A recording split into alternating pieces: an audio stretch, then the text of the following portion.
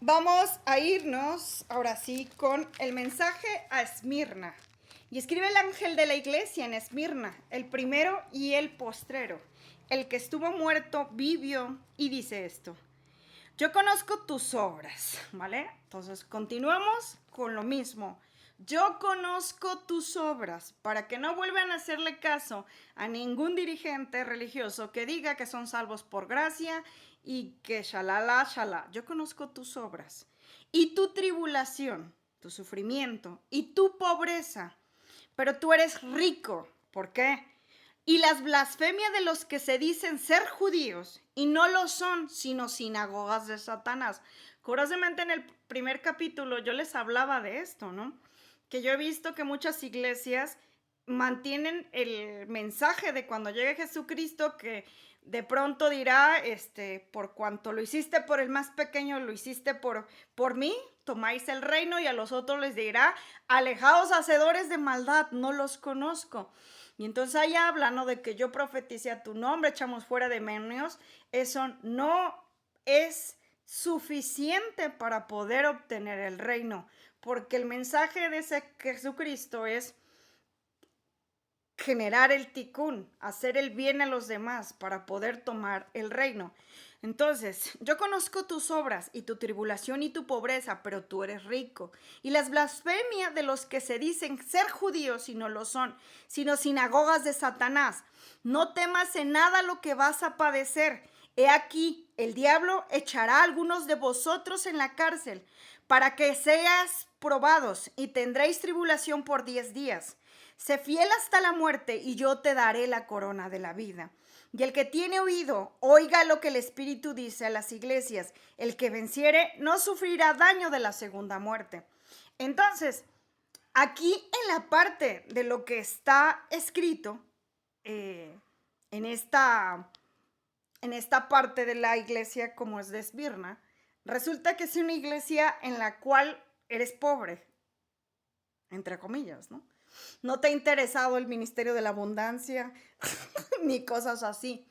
Y has tenido sufrimiento por esa pobreza. Pero como a través de esa pobreza estás corrigiéndote, estás en un proceso de corrección, de purga, de limpia, tú ante el reino de los cielos eres rico. Entonces, cuando las personas son pobres, regularmente el sistema de Satanás es donde más llega y empieza a atacar, ¿no? Porque son los más desvalidos. Entonces Dios te dice que pases las tribulaciones, que que te lleven a la cárcel o todo ese tipo de cosas. Tú resiste porque Él te dará la corona de la vida, ¿vale? Está esa corona de la vida.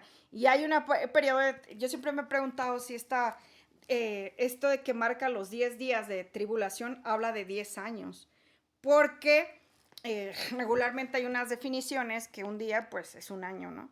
Como la semana de Daniel. No lo sé. Aquí sería muy importante que lo analizáramos como tal.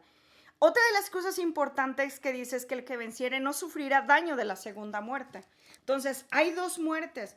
Cuando tú mueres de esta realidad holográfica, te mueres, pero tú sigues existiendo. Entonces, de la muerte que habla es la segunda y eterna, que es el famoso lago de fuego, la no existencia. Entonces, ahí ya tú ya no vas a existir. Entonces, nosotros en este plano estamos siendo creados.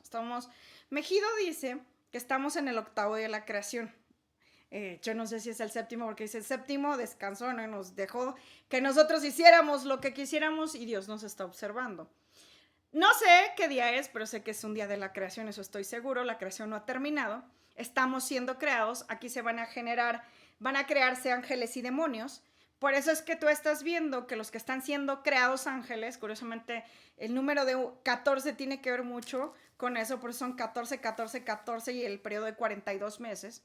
Yo tengo mucha afinación con los códigos sagrados. Entonces, resulta que ese código estamos siendo creados ángeles. Esa presión que tú sientes cuando estás dentro del proceso es que papá está sacando tu luz. Y un día más como de pronto, ¿no?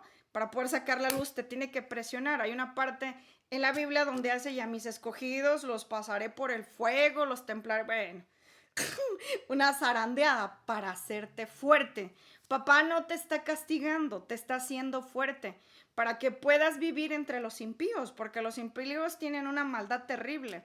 Entonces, al tú tener genética divina, tienes esa inocencia divina que hace que no les hagas daño, pero ellos siempre van a estar en la consigna de hacerte daño, ¿vale? Entonces, esa segunda muerte es la segunda muerte eterna, que en realidad pues van a ser demonios, van a una clase de demonios como tal. Tumba lo habla de que es la creación de los grises. Si les hablas a los cristianos acerca de ellos, te ven como si estuvieras loco. Pero realmente no tiene mucha razón de ilógica, porque cuando tú ves dentro de los avistamientos, siempre te hablan de que encontraron grises. Jamás se encuentran un pleiadiano, un andromedano, un arturiano, ni un ser de luz de más alto, siempre son ellos, ¿no? Y es porque ellos, en el espacio de tiempo, que ahorita nosotros estamos en un espacio de tiempo, muchos creemos que esto ya ocurrió, que simplemente regresamos a esta línea de tiempo, por eso hablamos mucho de las líneas de tiempo, para poder corregir lo que se hizo en el pasado. Entonces estamos tratando, como, es más, Yod-Heh Vah-Heh lo habla muy bien en la Biblia, que dice que los libraré del juicio del que ya eran, pues ya eran hechos desde que fueron creados. Entonces, y mandaré escogidos. Hay una parte en la Biblia donde habla de ello. Entonces, están cambiándose las líneas de tiempo para poder cambiar como tal y poder encontrar, dan cuenta que poder que más personas sean salvos. Hay una parte de Sixto Paz donde decía de una niña, ¿no?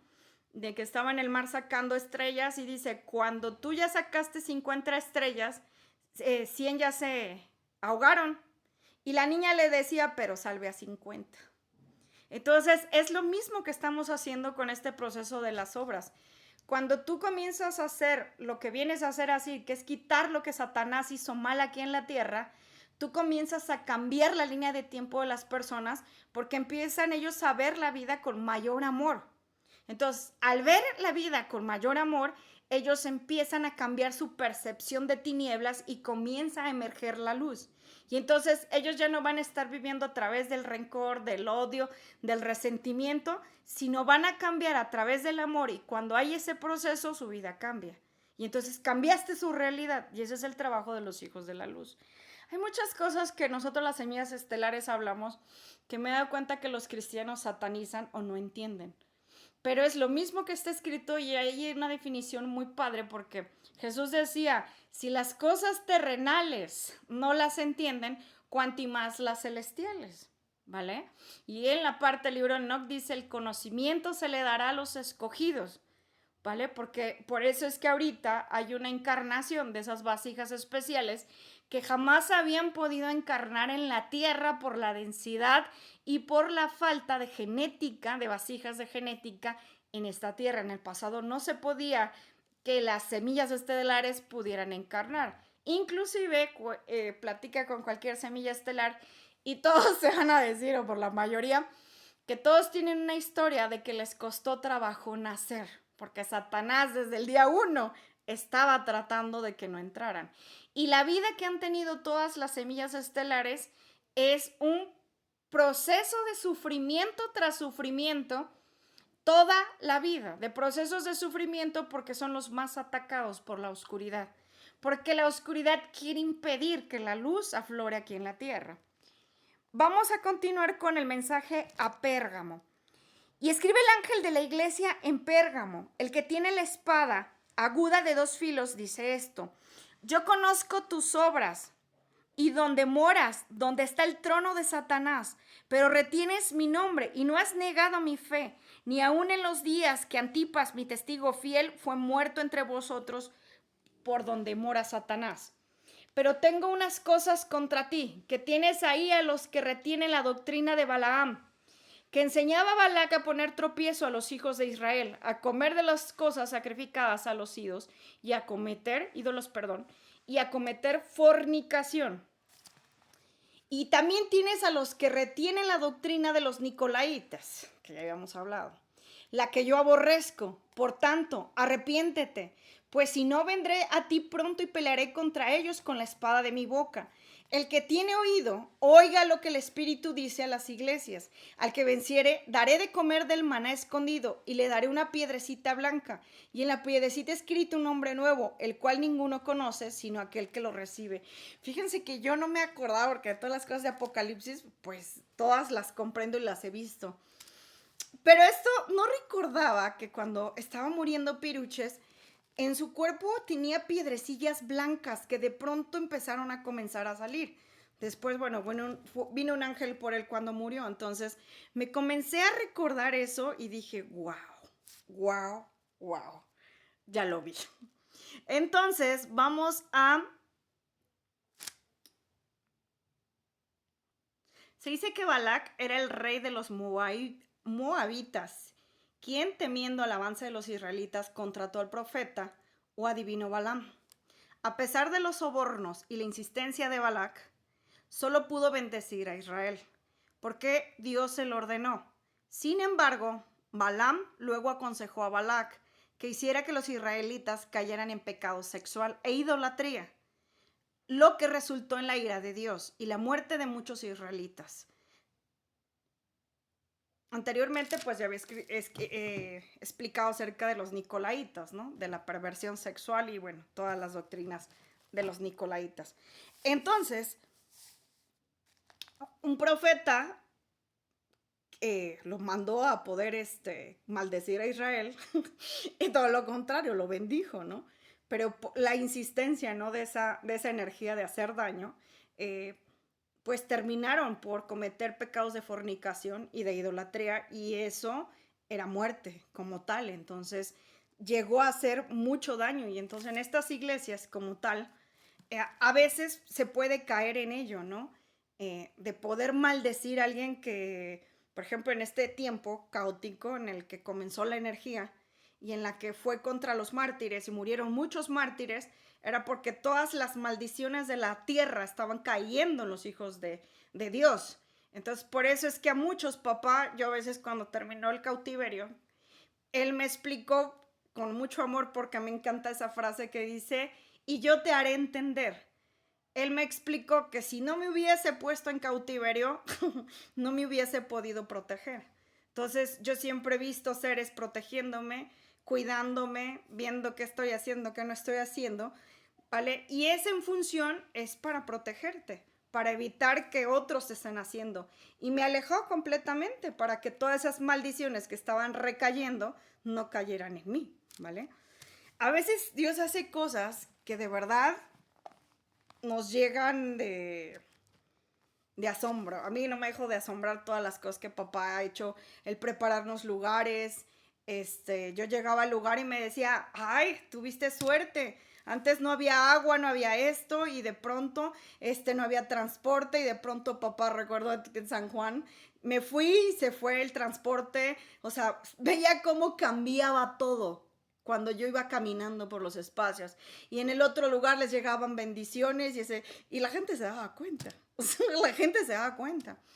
Y entonces un día yo de repente, cuando estaba yo en mis crisis, le decía, papá, es que esto es muy fuerte para mí. Y él me decía, te pongo gente a servirte.